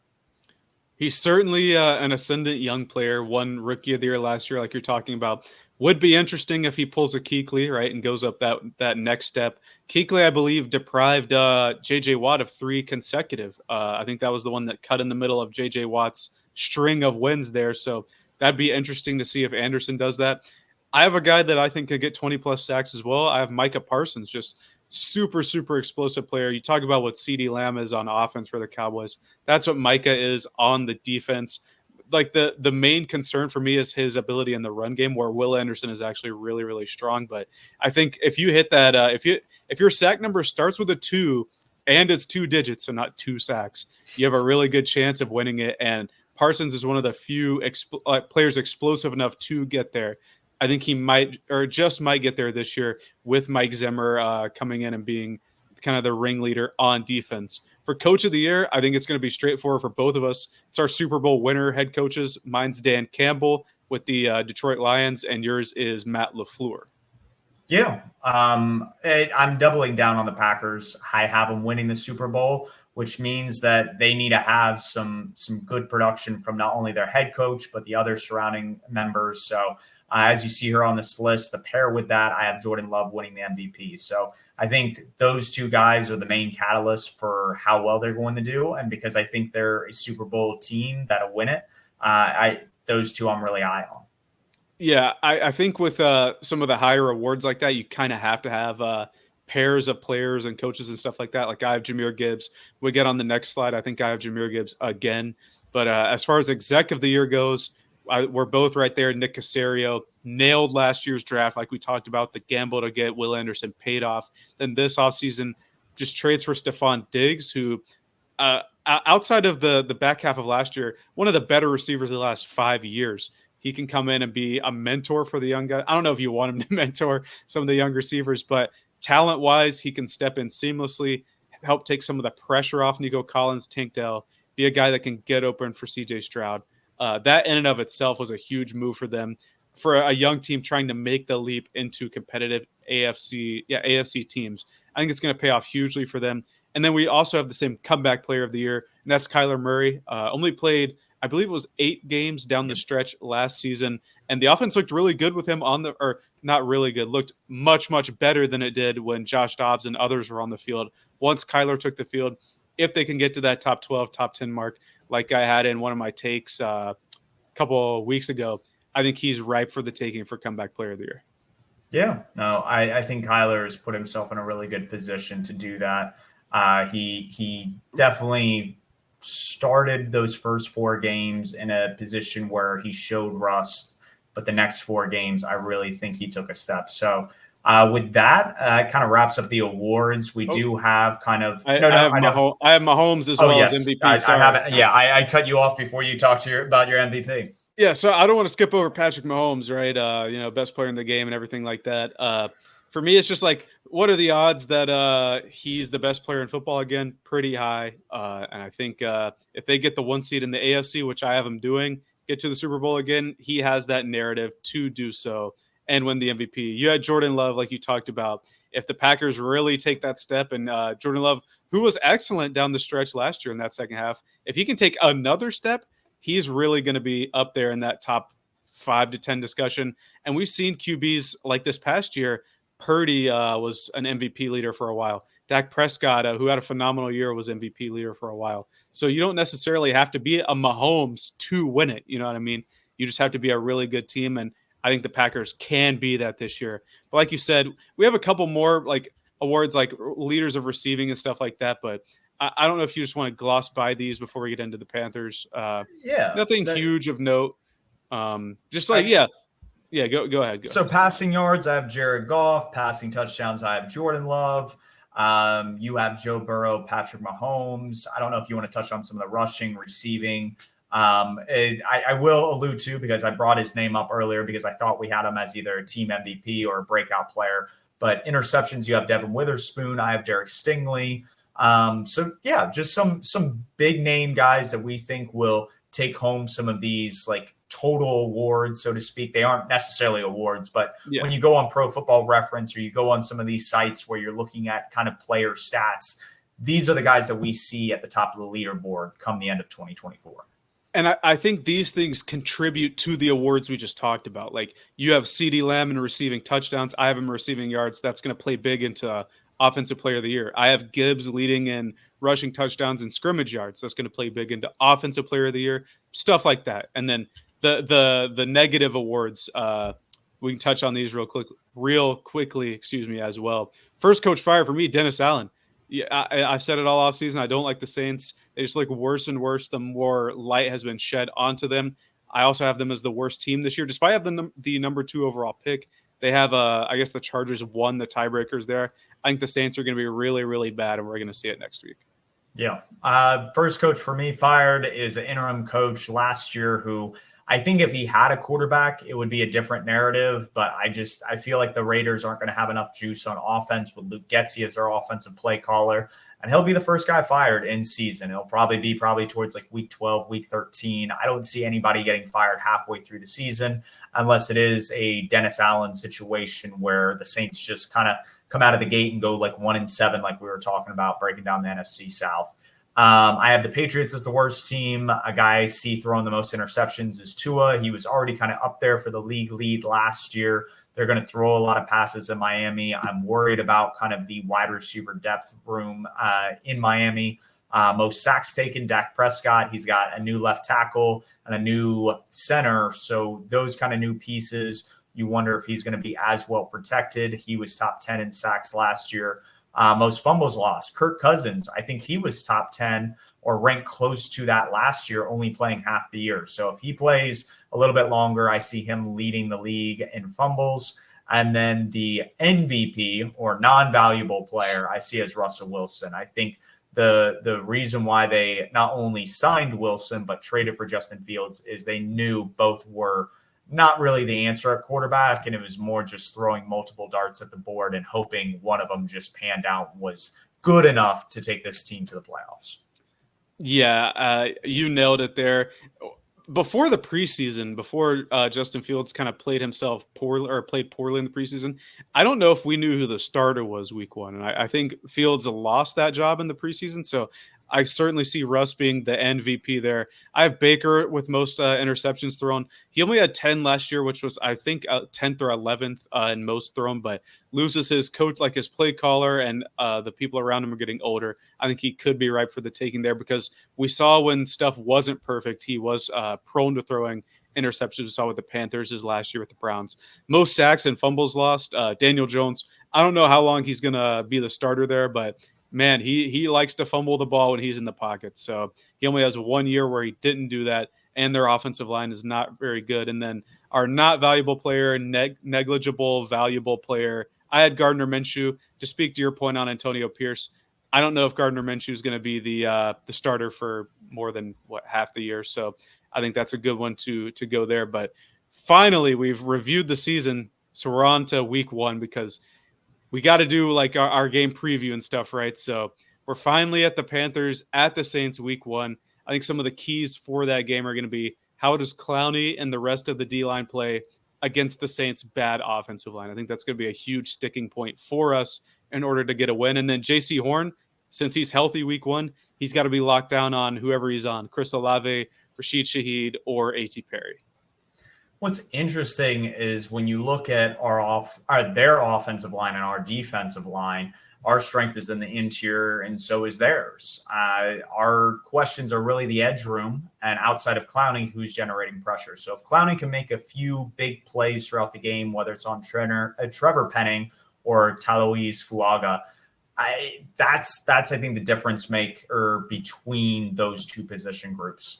Our secondary is kind of thin. Their wide receiver room, if A.T. Perry or Rashid Shaheed were to take a step this past off season, maybe they take advantage of a couple mismatches there. We'll have to see what Clint Kubiak's been cooking up. The Saints are very well aware of what Ejiro Evero wants to run. They've seen his schemes the past year now. No, 1 year. My bad. Going in the year 2. So that's kind of where I see with that matchup. The Saints, the last 2 times they played us, they scored 20-plus points last year, and I kind of see that being the case this year. What are some of the matchups that you think on the offensive side that are going to lend them to our kind of aid? I see maybe some mismatches in the run game, but trying to throw the ball downfield. Lattimore healthy week 1 on Deontay Johnson makes me a little bit worried when we kind of hyped up some of these other cornerback options that could cover Adam Thielen or Jonathan Mingo to make it a little bit more difficult for Bryce Young. Yeah, for me, and you said it, some of the receiving options might not be there if their secondary is fully healthy week 1 and locked in. For me, it's going to be the tight ends, Jatavian Sanders, Jordan Matthews, both of whom have looked good throughout training camp and the offseason. JT Sanders, if you watch the training camp videos, always has some crazy one-handed catch where he doesn't moss anybody, but if someone was there, they would have gotten mossed. Like that's the type of play we see there. And I think aside from Demario Davis, we can really take advantage over the middle of the field, like that on offense. And then I am interested to see kind of our run tendencies. Week 1, it's going to be Chuba Hubbard, Miles Sanders. How is that going to work against either an aging player like Cam Jordan or younger players like Brian Brzee, Isaiah Foskey, who haven't made their mark quite yet in the league? I think it's both it'll be the second year for both of them this year. How are we going to maneuver the run game toward them with the new revamped offensive line? Yeah, and I think the trenches is where it's going to start. We've talked ad nauseum at this point how it looks like a lot of this offense will be kind of schemed around the shotgun formation. And looking at how well the Buccaneers performed in shotgun last year, from a passing standpoint, when they dropped back, they were the 6th best offense in terms of EPA per drop back, which is pretty impressive. Shows why Dave Canales should have been the guy. Hopefully Bryce Young is firing on all cylinders with an offseason to kind of get accustomed to this new offensive scheme and be able to be a playmaker like he was at Alabama. For me, it's where's the run game going to be? And if you look last year, yards before contact in shotgun, Panthers were in the low 20s. The Buccaneers were in the 30s. And that's not good. And maybe that's to do with the fact that the Buccaneers' interior offensive line wasn't that great. And that's why Dave Canales this offseason made it important that we went after guys like Robert Hunt and Damian Lewis to pave those runways and those running lanes for our running backs. So I'm very curious to see if the efficiency in the run game from that formation is more effective than it was when we saw Dave Canales in Tampa Bay. So if that improves, that I think is the edge that we would have against the Saints. Unfortunately, I think the Saints are still a really solid team. I think the Panthers are still learning how to put it all together. And I think the Saints win 21-17, in large part because Derek Carr doesn't make a lot of mistakes. They just need a couple solid plays, couple solid drives to get them through.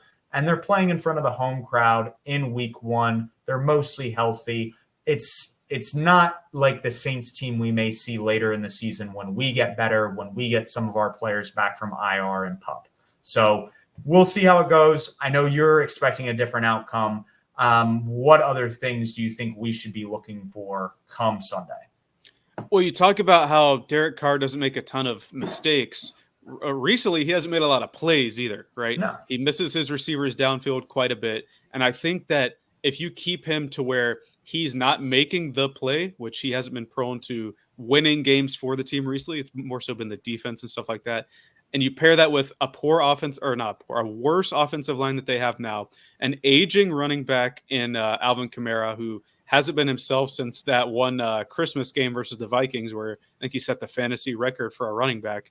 The rookie they drafted, or he's going to be a sophomore this year, Kendre Miller, is on IR to start the year. Jamal Williams wasn't a huge contributor for them last season. I think it's going to be really their tight ends versus kind of our middle of the field, I think, is their edge as well. Guys, Jawan Johnson, who had a pretty solid year down the stretch last year. And then we know what Taysom Hill can do on trick plays and gadget plays. Foster Moreau as well. I think that's going to be something we need to look for as well. And while you see the Saints pulling off the home victory week one is a little bit crazy. Sometimes it's not always the home team or the favored team that gets the win, because you may not have all the tape on new stuff that these teams are running. And I think the Panthers can take advantage of the deficiencies of the Saints, that being weak fronts and maybe some inexperience along the back end. I think, and this is going to lead into my perfect take, that the Panthers beat the Saints by 2 scores. I have it 24-14, so that's 10 points. But I do think that the Panthers make a statement week one. Like Mike K said, this is a pretty winnable game where they go into New Orleans and win it. I think we can go in there and win it and come out of week one feeling more inspired than we have in quite some time. I think our last week one win was Rule's first year. I believe we started 3-0. Yeah, because it was against it was his second year. It was against the Jets that we beat week one. But I do think we get that win, and then we have 2 winnable games after that to build some confidence going into the season. I like it. I want to see us competitive, and I think a 21-17 game would be just that. I want to see us moving the ball on offense, but I can definitely understand a couple miscommunications can lead to turnovers. And as long as we're seeing guys come open, we're seeing the offensive line give Bryce time. That's what I'm more interested in with this game, not so much what happens in the win-loss column. We definitely need to rack up a few wins before the bye, the show growth. But I'm not going to set my expectation for that week one. I will, however, be on the same train that you are and taking a team that is going to win by 10 plus points. We saw the Bills a couple of years ago when the Rams were coming off their Super Bowl high get smacked in Los Angeles at home to start the year. Well, this time around, Detroit is hosting LA. They already beat them in the wild card. I feel like the Lions got better this year. I think the Rams regressed. And because of that, I think on Sunday Night Football, the Lions will steamroll them in front of the home fans at Ford Field and win by 10 plus points as well. So I think the line is currently set at 3.5. And I think that's wild. That will be when we post our bets a little bit later in the week. This will be a bet that I will have. I might even offer an alternative line because I think the odds on those are just too sweet to pass up. Yeah, last year, Jared Goff told Matthew Stafford, this is my city, right? I'm taking him to the playoffs, not you. I'm winning playoff games. And I think that's a really good bet that they're going to continue that. I hear one of our mascots on your end there as we're approaching the end of the podcast. Was that Clove? Yeah, it is Clove. But I think that about wraps it up for our kind of season preview. We broke down all the records, the playoffs, the draft order, awards, all that kind of stuff. It was a long episode, but I think it was a blast, and I'm really looking forward to Thursday, Friday, Saturday, Sunday, Monday, where we get football all 5 days. So can't wait. It's going to be a 5-day binge. It's going to be great. It's going to go from absolutely no football to all of this football, both from watching it and the content that's going to come from all the great media outlets that we follow. And hopefully you guys find intriguing from our own analysis moving forward. So excited to get going with the season. Like we talked about earlier, we'll post our bets later on in the week. Next week, we'll break down week one. The way we'll probably format it moving forward is we'll obviously talk about everything Panthers related to start off the episode. And then we'll move into a couple key games where we'll watch some film, take away some of the key big plays that really change the outcome of those games that we're talking about. So until next week, we'll catch you guys then. Enjoy this weekend of football finally coming back, and we'll